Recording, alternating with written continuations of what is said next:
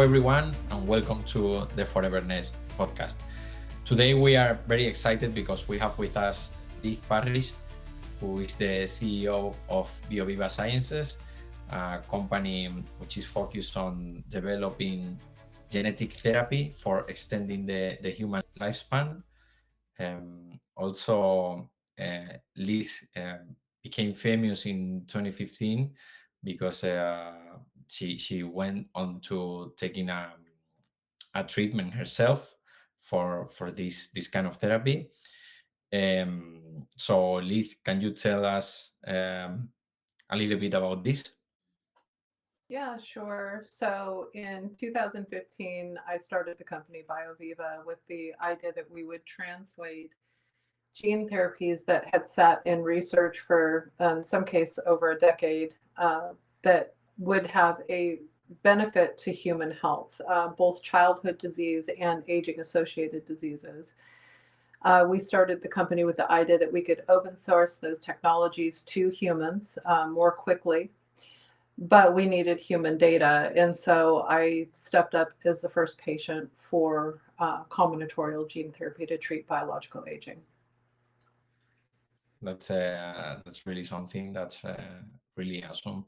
Um, I would like to know, like, before we go into more details for this, uh, what was the reason, or why did you start it in this path, in this journey? Well, it was actually an interesting, twisty and windy road, as most things are. In 2011, I was invited to be part of a project to educate the public about stem cells. And so I started that in 2011, learned a lot about regenerative medicine and emerging gene therapies. But in 2013, my son was diagnosed with type 1 diabetes. At that point, I was in the children's hospital, introduced to a world of childhood suffering from a myriad of diseases, everything from cancer to congenital disease to reparative surgeries for very young infants and children all around us. In the meantime, trying to figure out what type 1 diabetes was. It's an autoimmune condition, and learning how to treat my own child. And while I was there, I asked a lot of questions about what was available in regenerative medicine. And over and over, I was just told that that's experimental medicine and they didn't use that in children. But to me, from what I was seeing, we should have been using that medicine much more quickly. And so my story starts with my son and learning about how fragile biology is, and and then it projects into visiting conferences, meeting with geneticists, and finding out that really treating biological aging, we can expedite medical cures to kids faster and more affordably. So it's a bit of a twisting journey, but it is relevant to both ends of the spectrum, the young and the old. So if I understood correctly, it was okay looking for answers on how to treat diabetes. Those the knowledge at the time was like going through genetic therapy, or and that led to understand that that could be also used to treat aging. Is that more or less the? Well, how it started is his diagnosis. I went looking for curative medicine for children, including type 1 diabetes, that was on the genetic side. Okay.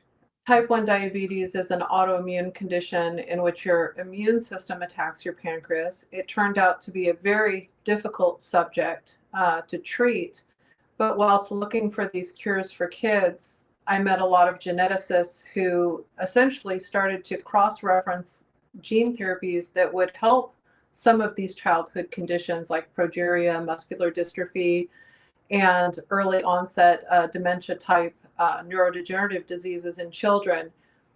And I just found that as my push off point, because these were the same genes that would treat biological aging. So it's a little bit of me looking for childhood cures, essentially based around my son's condition, finding that autoimmune conditions needed more time, and they were based more in the cell therapies rather than the gene therapies, in which we still work on. And we're working with a company now that has a conferred treatment for type 1 diabetics. So I haven't stopped that search, but in the meantime, we just felt that in the US, we call it, we could hit multiple birds with one stone. By starting to expand into genetics, not only could we help my son live longer and better, but we could potentially help all of these other children at the same time by centrally locating our focus on biological aging.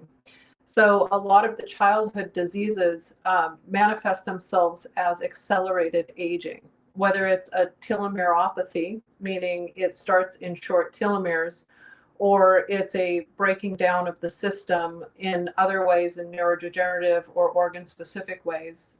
Many of these diseases are similar to aging subsets. Okay. So may I Yeah. ask you, Liz, a question? So if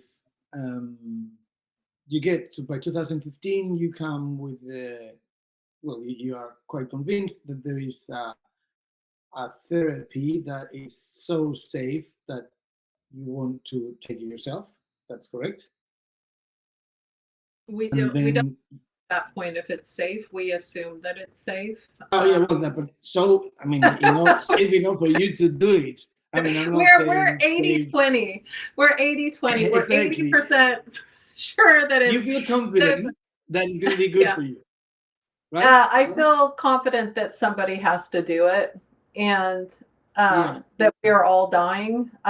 So somebody has to do it, and it would have been, in my mind, better for me to do it at that age, before I was terminally ill, than wait till I'm terminally ill and then do it and see if we could advance Yeah, these because maybe the therapies. illness is going to do the job, not the. Because I was as healthy as I possibly could be at the time of learning about these technologies. It just, somebody had to come forward, and if we were going to treat patients, I would be responsible for those patients. So it was better that it was me. Okay, perfect. And then what I would like to ask you is about the results of that, because we've read things about your age, and we know you shouldn't ask your age to a lady. It's very rude, and you're of course very welcome to say, "No, I'm not talking to you at my age, young man." But the question is, can I ask you how old are you? Yeah, I'm 54 now, and I was 44 when I was treated. Okay. So, and you feel that the treatment has actually changed your state of youth?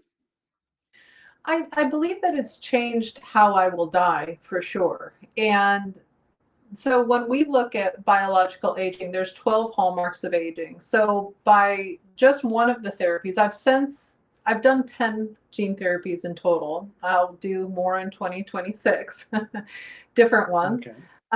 But from the very first gene therapy, what changed? So there's 12 hallmarks of aging, and when we look at a gene therapy that will target biological aging, usually it'll target 1, 2, or 3 of those hallmarks. So with a single gene therapy, we did see lengthening in my T lymphocytes, and those T lymphocytes have continued to lengthen their telomeres over time. And what that tells us is that by the measurable aging of my telomeres in my T lymphocytes, which is one cell type only in my body, I have gotten younger. But in order to reverse all of biological aging, I have to get younger in all 12 hallmarks of aging. So for your listeners, it's a complex problem. So it's actually not a misstep or a misguided idea to lengthen telomeres. If we want to expand the human lifespan of humans, not just the health span, we have to solve the telomere problem. So this was a huge advancement in a single drug so far. It probably does the most for a human than any single gene therapy could, outside of monogenic disease, when a person is born with a gene that will limit their lifespan significantly. So this was a really, really powerful test in a human to see if we could just break that bottleneck on, even if we only measured the T lymphocytes. So it was an important human test to go through, and we've continued to see benefits from it. So what's happened to me over the last 10 years is multiple markers of my health have improved. Of course, I took other gene therapies as well, and each one of them plays a role in the hallmarks of aging and my overall health outcome. So can you explain also in which consists exactly that is it like pills? Is it like injections? How does it work? Yeah, so gene therapies are given by injection. We give them by a multitude of different avenues. So if you just needed a single organ treated, we would do image-guided delivery. And so in that case, a physician and a radiologist would work together to deliver the gene therapy specifically to that organ. We also do intravenous, which treats the whole body as much as gene therapy can. And we do intranasal and intrathecal for neurodegenerative disease. And the deliveries of gene therapy are getting better and better over time. There are even companies that have topical gene therapies for children with EB, which is a disease in which their skin doesn't fully form and it's kind of constantly in an ulcerative state. And the dermis has issues. And so there are even topical gene therapies now. So but we specialize in vivo gene therapies. So our gene therapies are directed to go inside your body. Okay. I have a million questions. To be honest, it's not that I don't, I'm not following or something like this. Just every time it's like a tree with multiple questions.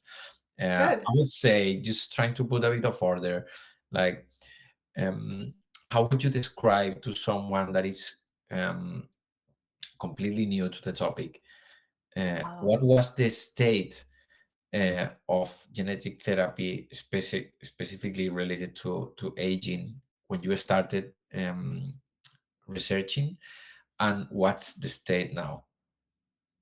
Well, when we first started researching gene therapy, and we'll go back to talk about like what is in a gene therapy, that might make things more clear to your viewers. But Of course. when we go back to what was happening in 2015 and really in 2013, when I started looking for curative medicine for children, there were gene therapies that were already in use in clinical studies for rare and monogenic disorders. And since I started in 2013, I believe there's been 12 more approvals of gene therapies in the Western world. So in 2012, the first gene therapy for lipoprotein lipase deficiency was approved in the Western world, but it was considered too expensive for patients. By the time I had done gene therapy in 2015, there were probably several, maybe 5 more approvals coming in the pipeline. And today, again, there are 13 approvals. But what that told us then was that gene therapy was working. Gene therapy was creating a state of health in patients who had single gene mutations, meaning they were born with a faulty gene. So in this case, it could be factor 8 or factor 9. These would be associated with hemophilia. When the gene was a healthy version of the gene was put into those patients, they no longer were suffering from their blood clotting disorders. So we were seeing that there was a very solid proof of concept that these therapies, these gene therapies, had a huge future. When I did the first 2 gene therapies to treat biological aging in 2015, we actually took one of these candidates that was being researched for Duchenne's and Becker's muscular dystrophy, and I took it. It's a gene called follistatin.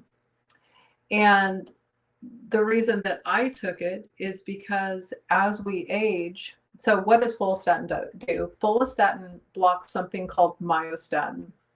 Myostatin limits muscle growth. It's an evolutionary design so that in times of low nutrition, you're not putting massive amounts of calories into muscles that are too expensive for the way that humans used to live.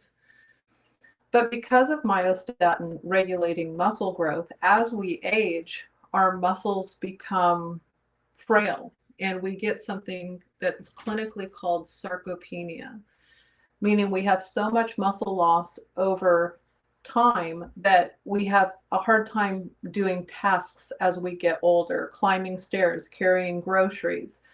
We become weak and frail, and frailty is also a killer of humans. We all know someone who's aged who fell down, broke their hip because their muscles were not stabilizing their body. And usually that's the onset of the last couple of years of their life. So there was good evidence that we could do things in follistatin like increase muscle mass. And so we mixed that with another gene called telomerase reverse transcriptase that had never been used in a human before. There was some evidence, there was good evidence that gene therapy worked in 2013. There was not a lot of evidence or any evidence that it could treat biological aging in 2015 until we launched BioViva to actually get that evidence, of which now there are many companies in the gene therapy space that are looking to treat biological aging with gene therapy. Can I ask you something, Liz? Just a clarification of the evidence that there was regarding genetic therapy being successful. On which cases, for which you mentioned hemophilia, if I recall correctly, which examples, like you mentioned certain treatments, no, or certain cases? Yeah, so there are actually 13 approved therapies now. So things like severe combined immune deficiency, lipoprotein lipase deficiency, sickle cell anemia was the first passing of CRISPR technology, which is also a gene therapy, to modify the patient's hematopoietic stem cells so that they would no longer create a sickling cell blood outcome in their bodies. Hemophilia A and hemophilia B now have treatments, and the list goes on. So there's rare congenital blindness disorders and cardiovascular diseases that are now being sought after with gene therapy. So the area has opened up quite broadly, and we're excited to see that, because every one of those successes is a proof of concept that we will be able to treat what is not a monogenic means single gene, but a polygenic disorder. And that's what biological aging is. It is not driven by a single gene. Pablo, if I may, for our viewers, I think not everyone has the full understanding of what we mean with gene therapy or CRISPR technology, and I think it can add a bit of I don't know, it make things easier for our viewers and listeners. It's so when we look at it in DNA, you know, every part of it is a gene, and every gene with the telomeres in between translates into a protein. Once that protein is released in the body, it does good and bad things, everything. Now, in gene therapy, what we're doing is actually replacing or adding information into the DNA. So sometimes we replace a full gene and put another one. This is more or less what CRISPR technology does. I don't really want to get into the details, but for you guys to understand what's happening, technology is at the point where we decide we're going to replace a sequence of molecules. So we're almost at which are amino acids, of the, not amino acids, but nucleotides in the DNA. So we're talking really small here. And science is choosing them, these 3,000 or 30,000, we're going to replace them for something else.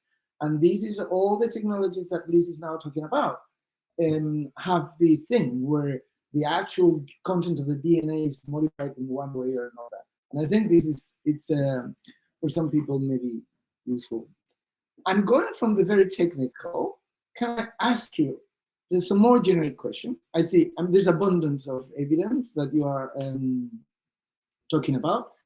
And if you put it all together, how do you see, without going into the details, but in the actual results, what are your expectations towards the stopping of aging? How long from now do you think, just going back to our novel, FOREVERNESS, the idea there is that it's a single treatment that contains all of the possible combination of treatments together. But basically, when you take the pill, you stop aging immediately, right? And then you remain forever after in that age.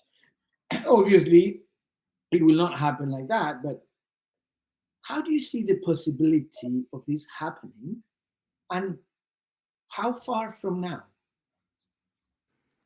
Well, for some people, they're already participating in the experiment of biohacking to see how soon we can make this happen. But for the general public, these drugs have to go through regulatory system. And what will happen is you'll start to see them disseminated as immunizations against aging. So they will probably start to visibly be seen as something that you go to the pharmacy for, probably at a younger age in your 20s, to get an injection that will then stop the degrading of the cells over time, because aging is cellular degeneration over time. In order to do all of that, there will probably be a safety level of gene therapies in which you do at certain times of your life, and others that you wait until later in your life. We'll also be combining some amount of pills that chemical reprogramming is now well described, meaning that there are cocktail combinations that you can put into a pill that will cellularly regulate your epigenetics to a young age. And those will be something that you probably pulse, 3 months on and 2 years off in order to stay in a homeostasis. Now, our goal is to be able to do this all by gene therapies so that you could set it and forget it, and you don't have to be dependent on pharmaceutical companies in the long run for your basic anti-aging needs. That once you get an injection, it'll stick with you for decades or a lifetime. But there are different theories on the way to do it. And, one of the big outcomes of biological aging is stem cell exhaustion. So we can address that somewhat with gene therapy. And in some cases, you might need to have apheresis, which is when you have your blood basically sent through a machine, and it centrifuges out just your stem cells, and then we would genetically modify them to be youthful and have another round of infinite or immortal divisions. Of course, not with cancer, healthy divisions, and then inject them back in your body. And so I imagine it initially look complex until we find the actual switches that are able to keep your cells in homeostasis. And of course, we're rushing for that information now.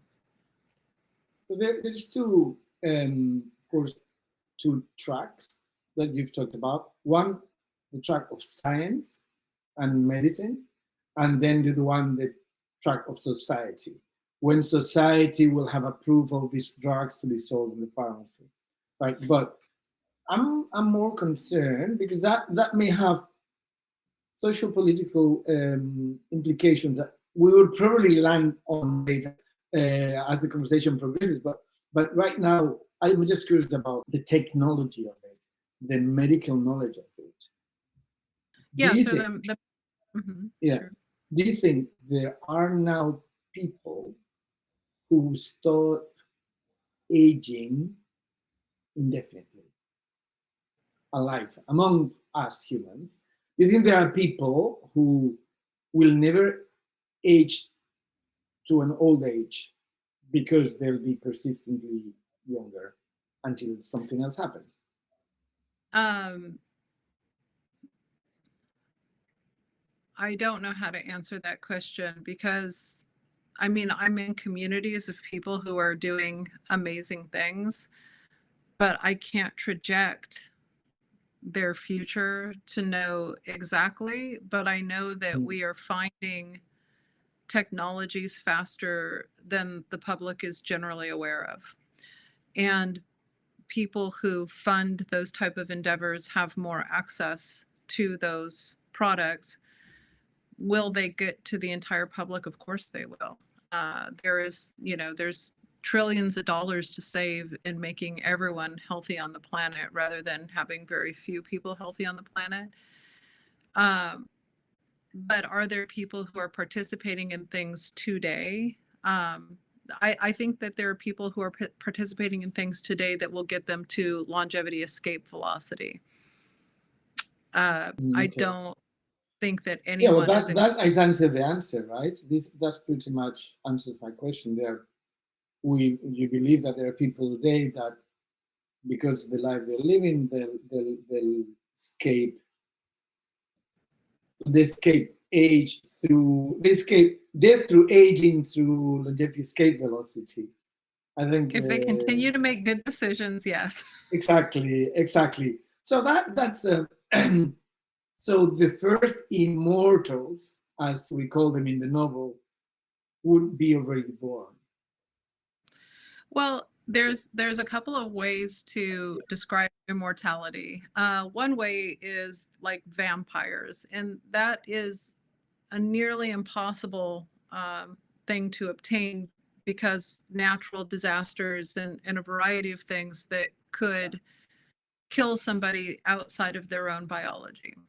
But if we look at what's called immortalizing cell lines without cancer, that is just adding telomerase reverse transcriptase. That's just lengthening their telomeres, and they get more cellular divisions than they would naturally. And that is considered immortalizing a cell. So you could say inside me, I have immortal cell lines, but will they divide indefinitely forever? That's not the definition of that scientific verbiage, but they will divide more times than they would have naturally. And is there any kind of limit that you would see? Like, is there anything that would make it impossible for that to keep going on, or there's no fundamental stopper or no fundamental obstacle to keep progressing on that path? Well, I mean, there are other biological obstacles. Telomeres are just part of what we need to break the bottleneck of aging. So there are different ways that your cells go senescent. It's not just short telomeres. Our environment does a massive amount of damage on our cells. Radiation does double strand breaks that make cells go senescent and no longer function. In some cases go through apoptosis, in some cases not. So solving the biological mechanisms and then upregulating genes that can deal with double strand breaks more efficiently will be part of the game plan to helping people live longer. So some of the genomic stability associated genes like SIRT6 are going to be important for ultimate lifespans, because that gene does some amount of genomic stability and ensures that the genome is being read correctly. You need to make proper proteins, not just any protein from your DNA. So we're always trying to get one step ahead of where we can today, so that we can create that lifespan that people want to see, in which they no longer have to worry about their impending last disease and the dependency on their children or society for the last 20, 30 years of their life. I mean, this isn't just, selfish, limited thinking. This is demands of society, of what right now is an inhumane world with a lot of seriously hideous diseases.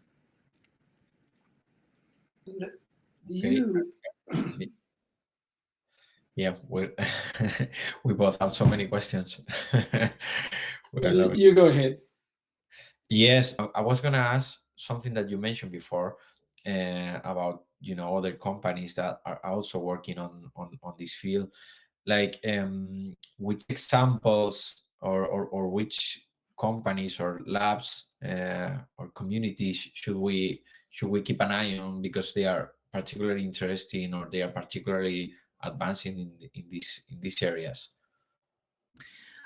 We are lucky because we work with all gene therapies in aging, so we don't do just a single gene. But as far as I think one really interesting advance is the work with David Sinclair with the partial reprogramming gene therapies. He has a company now that's working forward into clinical studies for ocular degeneration, so treating eyes. And I think that will be very exciting to look at. And because they've moved so quickly and so powerfully with investment, I imagine that negates a lot of other companies working in the partial reprogrammers as far as gene therapy goes. So they are definitely one to look at.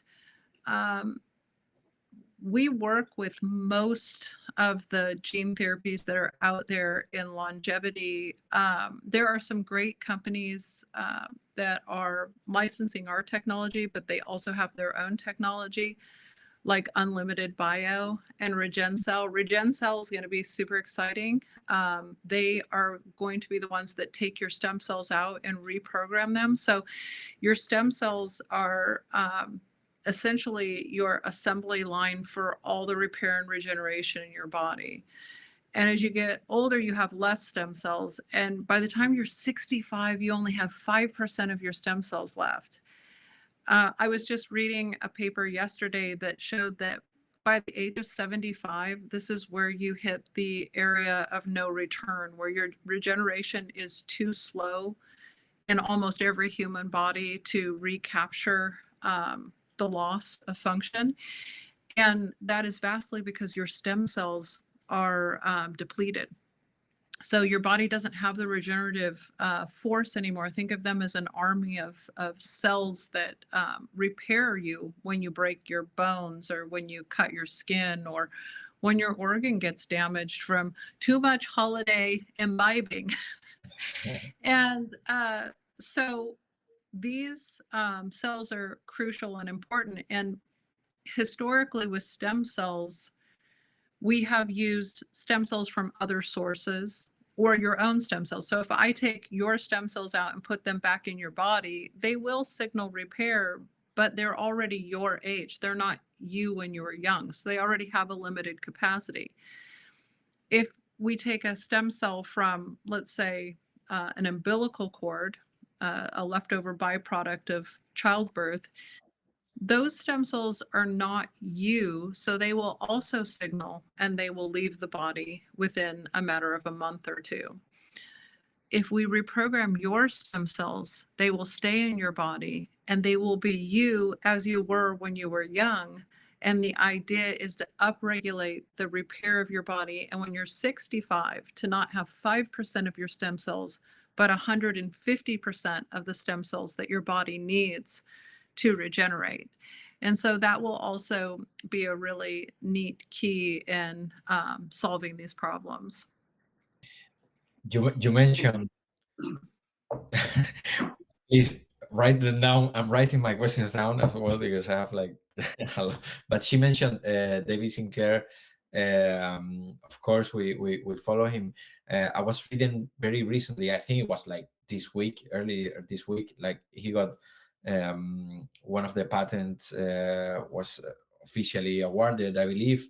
David Sinclair, for the listeners and the viewers, he's a researcher in Harvard, I believe.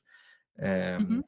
And yeah, his department has been working for, I believe, 2 decades, if not more, in genetic therapy for reverse aging. There are fantastic interviews about how he works, like with small brains. He mentioned in the videos. Uh, so yeah, super interesting for the viewers that can have a look at that.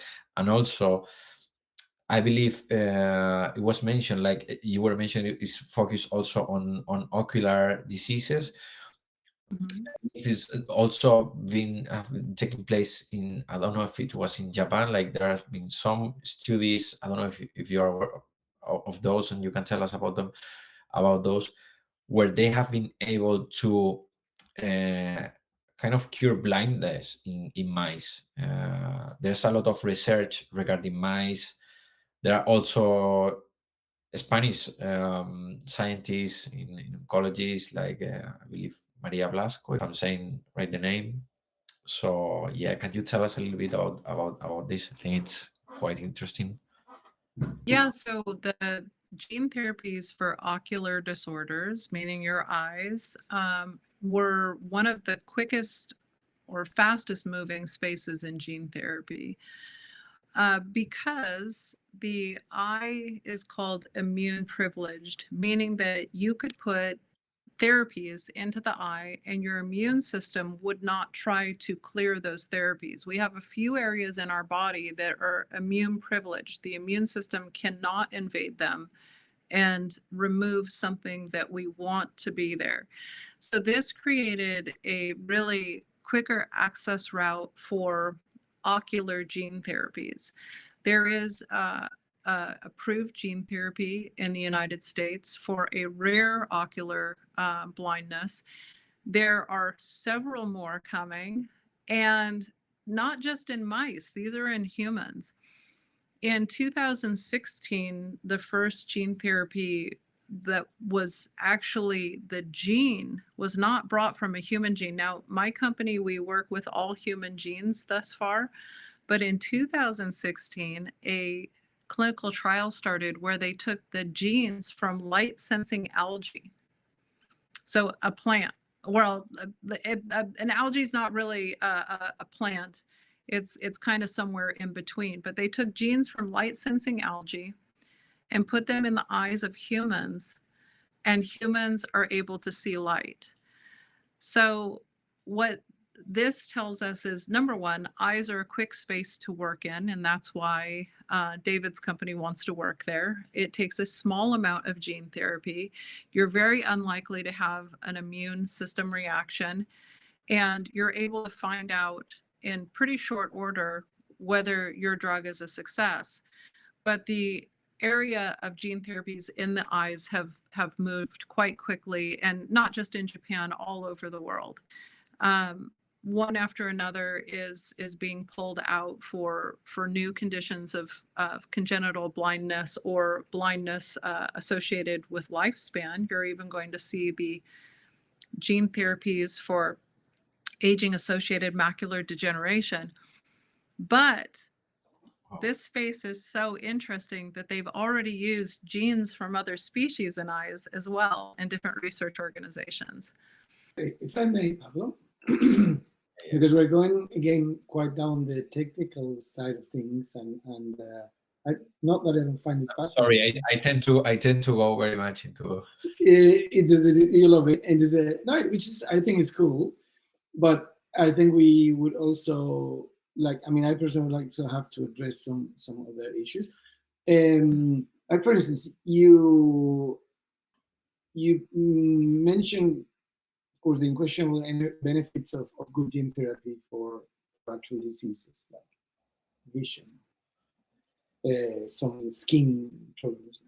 Now, when we go to the aging therapy and anti-aging therapy, immediately there is a ghost that shows, above the wall. Hello, my name is overpopulation. How are you doing?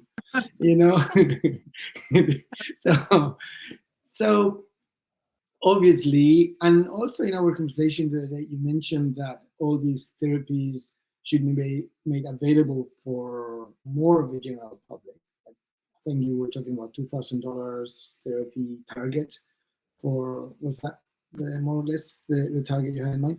And then if you've got something that's $2,000 to $10,000, that means that literally billions of humans would have access to this. Then these people wouldn't die, and then are there concerns about this? So the affordable gene therapy is obviously the target of my company because we want everyone to have access to actual health care, not sick care. So healthy people save the world trillions of dollars a year. So just in the US, if we could slow aging by 1 year, it's $38 trillion savings. That's one country, and only slowing aging by 1 year, which I think we can do by a multitude of years now. Then that pushes the question of overpopulation. But one thing that is rarely talked about is how the population is already shrinking. So if we lose our aged population, most countries in the world now are actually shrinking, meaning we have less people under the age of 5 than over the age of 65. And if people are working and capable, we actually can produce more. We can produce more food, more benefits to humans. And as we know, this shrinking population isn't because the world is a terrible place. And it's not because men and women haven't learned how to come together. It's because people desire less children. So I love children. Number one, my first job is mom. But people are choosing to have less children due to affordability issues, or just choosing to focus on their lives and careers. So in the case of the future, just going out and having more children, that is an old way of thinking. We did that because there needed to be new generations coming on to take on the demands of jobs. Because if you look at a place like Japan, they have more aging people than caretakers. So now they have people, they don't even have enough people to take care of the old people because their population shrunk so much. If those people don't get sick, we can actually stay the course, and we'll come to not continue population growth, but we'll actually come to a plateau where we're not growing anymore and we're fitting inside what we can actually accomplish. And that takes the whole upper crust of the aging population and makes them productive again. So they're no longer a liability and a multi-trillion-dollar loss in taxes every year. But that money can now go into establishing new systems for people to live in more abundance for the future. So there have been a lot of studies that have looked at world population. And if you've ever flown across the world, most of the world is not populated. And in some of these studies, they showed that depending on how people would want to live under certain circumstances, it would only take one state in the United States to house all the people if we just lived like people do in the Netherlands, for instance, in Amsterdam specifically, in smaller spaces and together. So we do have to consider overpopulation, but mostly we have to consider it not because of the good we could do in the world, but because of the bad that we do now. So the way that we live and the psychopathy that is entrenched in a system of deathism, because people are rushing for resources because their lifespan is short and they're trying to get as much as they can, experience as much as they can in a short span of years, and then send it off to their children. If we could change that mindset into caring for the planet, into caring for animals, into caring for each other, and having abundance rather than treachery, I imagine that this whole mindset towards the false indication that we will overpopulate the world will go away. We really won't. It's very likely that because of declining birth rates, we'll actually decline altogether, like South Korea, who is looking at a population implosion, not an explosion, not even having enough people to run the country. So population it's been a well-versed subject in science. It has not been well versed for the general public. The general public, because of the lack of resources to most people, which is vastly fabricated, feel that they are being infringed upon by this large number of human beings when actually it's mindset that's infringing on their life. I see a number of lines that from your answer. So, of course, there is how the sharing of the world resources is more the problem than the amount of resources today. And of course, that what you're talking about, if we're thinking of organizing ourselves better, population wouldn't be such a problem. I understand that's one of the things you're saying, which of course it's I only wish people were more on your line of thought, of course. But obviously, there is one particular thing is that if this idea that populations are going down is so decreasing is based on the fact that people are dying at different ages, but they're dying. If you have people that are not dying, it doesn't matter how small your birth rate is, you still get into exponential growth. And exponential growth, then it does still depend on people dying, but people will die due to a series of natural disasters and the inability to probably have the full basis of healthcare as they need it for traumatic injuries. So, there's no doubt that we will still see population decline, but even the small population growth that we have now will minimize in the future. And the beauty of that is that every child that's brought into the world will have a plan for them. And right now, for many children brought into the world, we have no plan for them. And that would be considered an atrocity. So it's a whole shift of mindset. It's not a tiny one. There's also the implication that if we are sitting on technology that could save people's lives, withholding that technology is a sort of death sentence. And it's actually a form of murder. So we have to decide who we want to be as people and realize that the great thing about science is we solve one problem after another, and societies solve one problem after another. So, where do we typically go to fail is we worry about something that already either does have. When we talk about human lives and in spreading resources, we often talk about dollars. Dollars is a fabricated idea. It is something that comes off of a printing press. It is something that is held by the national bank. When we talk about resources, we can actually expand resources throughout the world already. I mean, we're farming in deserts now.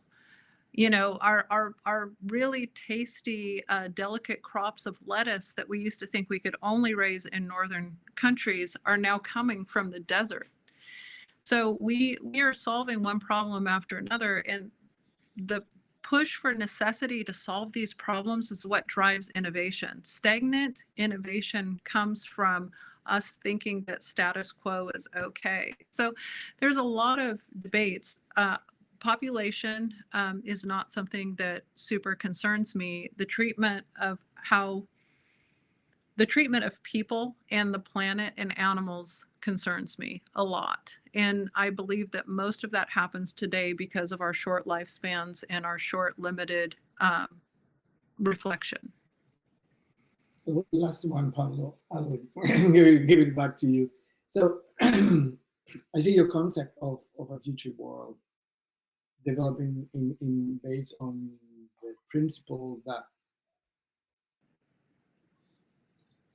the attitude of human society or the human race as a general changes towards basically let's look after each other and make sure that everyone has the same opportunities, and then they're born in a world that it's going to make sense, so they construct in this world. Right? Now, 10,000 years of human history lead me to believe that this is unlikely. It's always been a bit like this, and because of the technology required and the cost required, and the most than that, because of the window of opportunity that companies that will sell anti-aging treatments will have. Of course, if you can be selling it at $1 million or $10 million, then you make much more than, and send it to many people, right? So one of the possibilities that I foresee is that some people live hundreds of years, and during these hundreds of years, they have accumulated knowledge, capital, expertise, property, and then you've got other people that are born and died age 70, and there is this divide between those who are living long lives and those who are not. Have you considered that possibility, and what thoughts come to your mind? Well, I mean, running the numbers, we actually, as companies, will make more money with affordable therapies than we will with $1 million therapies. And so the incentive to make an affordable gene therapy, it's the cost of a gene therapy today is not fabricated. It is because making a single gene therapy for a human can cost $300,000 or more. And so then you have a myriad of investors, you have 20 years of research in which everyone who invested and put time in it needs to get paid for the money that they put forward a long time ago. So you might have a therapy right now in the market that cost $1 or $2 million. But that's because those are for rare disorders. When we look at scaling gene therapies for aging-associated diseases, we still have a very expensive therapy, but the profit isn't fabricated from something that's actually cheap. So it's a real cost.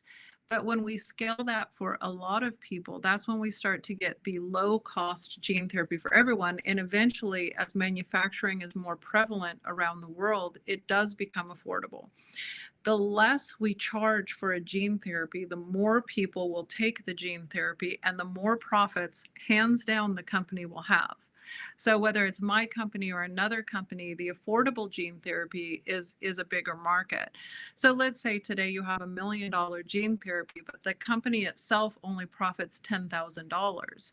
But in the future, you have a company, you have a product that only costs a few $100s to make, and it costs a couple thousand. But by multitudes, you can get hundreds of thousands, if not millions, if not 8 billion people using it. you don't have to profit very much. And we have to get out of this mindset. When we live in a world of abundance, we don't have to think about every profit, because the standard of living for everyone will just be better. And so we have to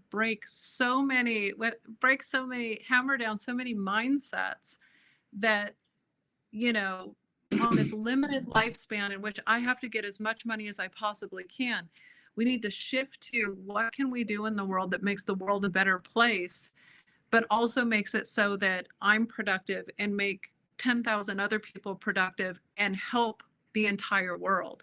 Those are the new products of the world. They're not, we have to think of a radical shift. It's not in how much you can charge somebody for a therapy.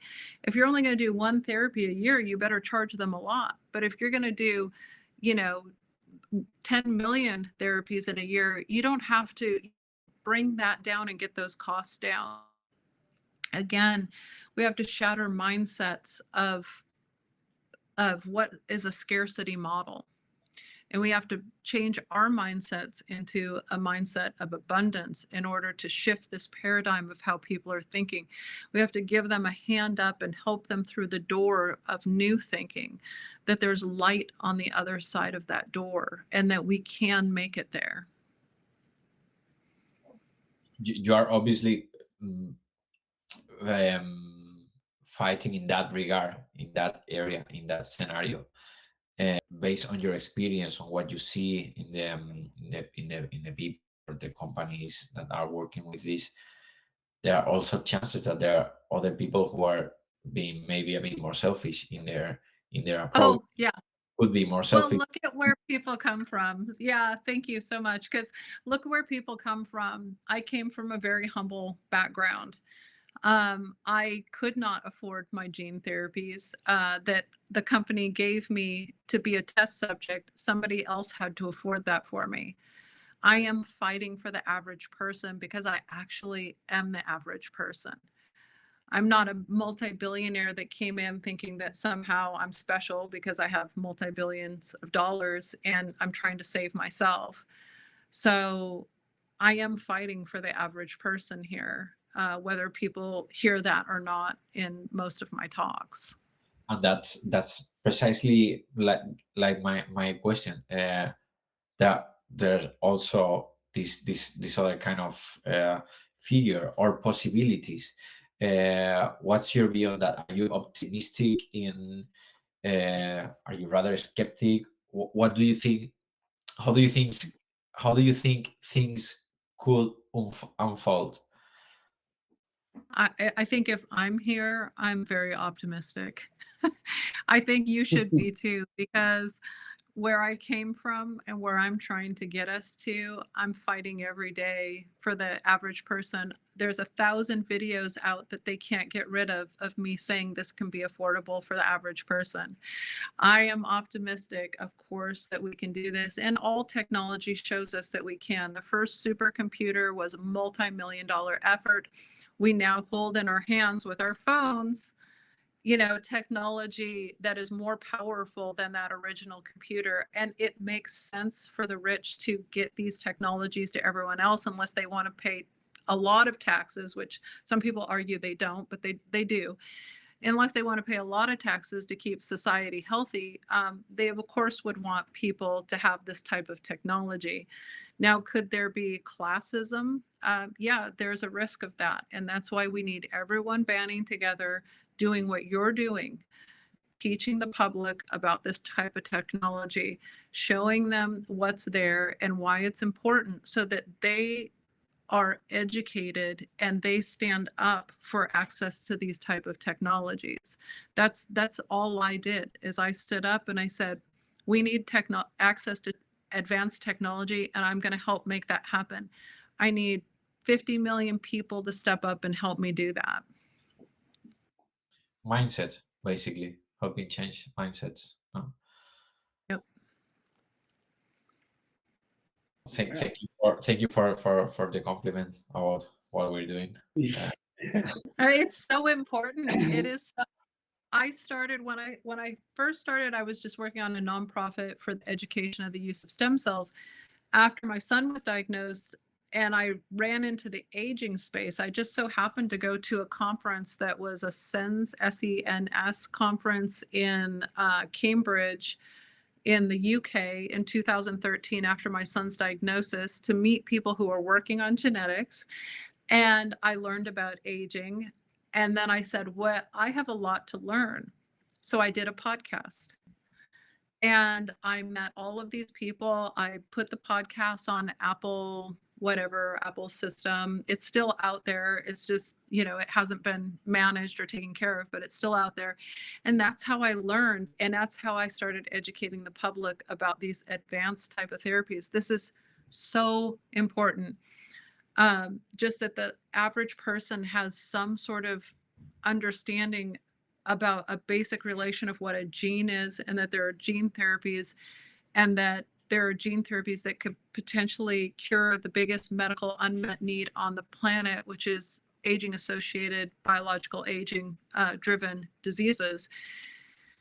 And that we have the opportunity to not leave our children with the same diseases that our parents died from. That this is an imperative. This is like a moon race, right? And we need to do it as a whole species, not as a one country against another country, but together. The question that we make that we ask to everybody is, if given the chance, would you become immortal? Yeah, I think I would. When I first started, I'm not sure what I would have thought about that. I certainly was trying to get evidence that we could cure childhood disease and help people live healthier longer. But if you could live indefinitely, the amount of good that you could do in the world would be so exponential. I mean, do I think that I deserve to be immortal? No. I mean, I don't think that's something you deserve. But could you do a lot? Like, if you see a future of the million things that you could do for the planet and for humans and stuff like that, of course you want to live a really long time. I mean, I just see exponential. I see exponential awesomeness. And it really takes time to achieve it. I mean, I would have thought that I would have already been finished in the gene therapy space and onto something else by now, but regulations move so slow to begin with that it's like being at square one 10 years later. And you in this world of slow movement, it seems that we need to live much longer. There is one exciting news, though, in gene therapy that just came out yesterday. The FDA is looking at an accelerated path because a child was born just a few weeks ago. It had a rare gene mutation that had not been treated before. They pulled out a special gene therapy made just for this child, and it worked. And now they're looking at expediting gene therapies for patients in high need. Now, how well this will work for aging patients and patients who need a therapy right now, we'll wait and see. But that is really good news for the world. I wouldn't hang my hat on it, but I would see it as a progress forward. Are there any places in the world or any possibilities somehow where these things could, develop faster because of easier legislation, easier regulation, or you could, like have a place where you have like a green light to do whatever somehow, and it would be okay like you could do that? Yeah, those places are expanding all the time. And this has been an interesting area for super rich countries who are looking at new regulations now. And emerging countries that have historically been poorer countries are able to leapfrog ahead of scientific development by creating landscapes and laws around these new technologies. And for instance, in 2024, the summer of 2024, the Bahamas, the Commonwealth of the Bahamas, signed into law a regenerative bill that allows not only gene and cell therapy, but to treat biological aging itself. The country since then has been setting itself up to onboard safely technologies that could do this. But these small countries could become mega leaders in healthcare in the future. And that is a shift we hadn't seen before. So always before, medicine required a lot of money and a lot of equipment in, let's say, hospitals that was so expensive that smaller countries had a hard time getting up to speed. But with gene and cell therapies, they're going to be able to potentially, in some cases, at least for a temporary amount of time, own the future of this technology. So this is where we see over-bloated regulations like in the US and the EU may actually become harmful to patients who need access to advanced therapies. Genetic heavens, kind of, so to speak. No, what? It's super interesting. I didn't know about that. It just came to my mind when you were talking about regulations, and I think it's a super interesting topic that we're gonna dig into that. I spend a third of my time on regulations, and so I have my own company that's based around regulations, and I do advising globally to different new and emerging scenarios in different countries where they want to bring in laws for new medicines like gene and cell therapy. And so this is really, really important to me. I didn't just want to work on a company that would profit from people reversing their aging. I wanted to make sure they could get access to it too. So a lot of my humanitarian work is advising countries, regulators, and politicians about why it's so important to help people get access to these technologies. Okay, so if anyone who's listening would like to get advice on that, we're gonna ask you if we can share your details with them. Absolutely. No, when I hear you, sorry. No. I was going to ask you, PJ, if you had some other questions. I'm mindful of. Yeah. Well.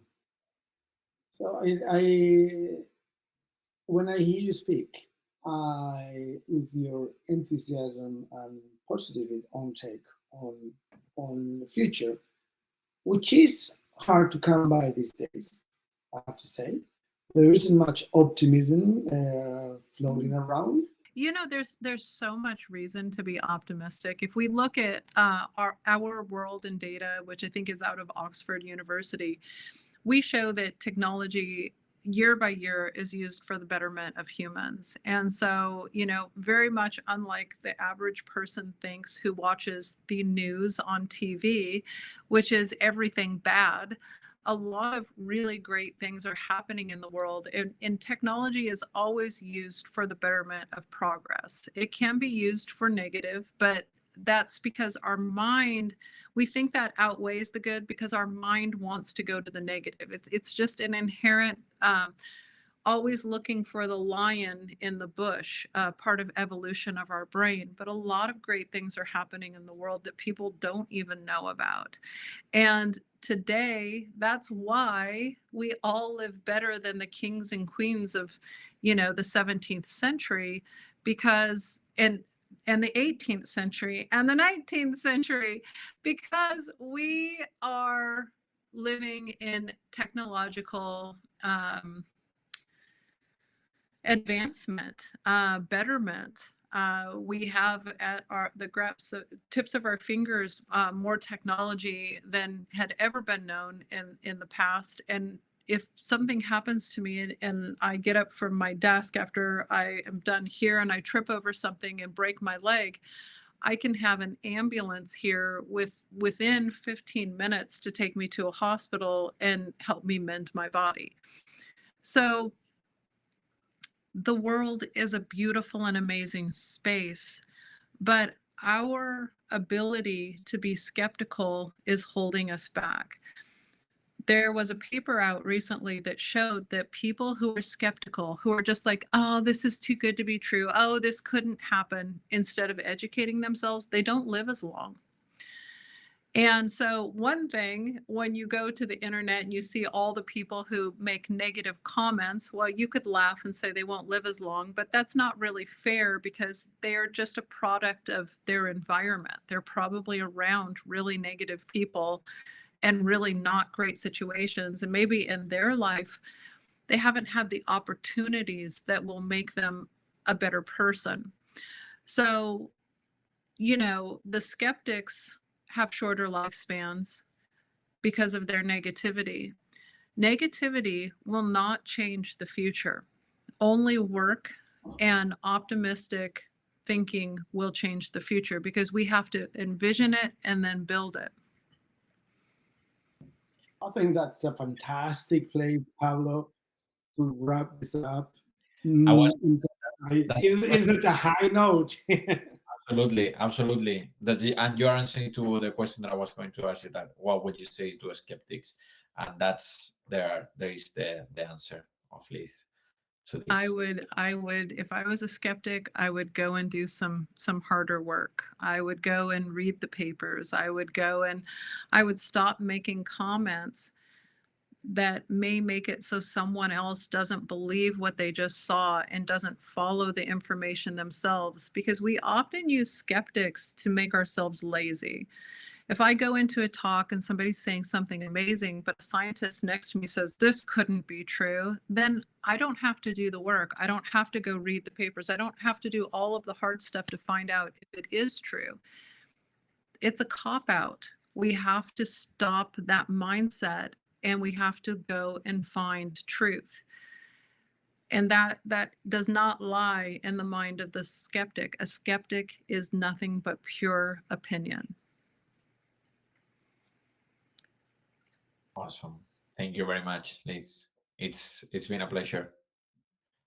This was today's episode of the FOREVERNESS podcast. It was PJ, Pablo, and David behind the cameras. And Liz, thanks a million. It's been a pleasure having you today. Thanks for having me. Bye-bye.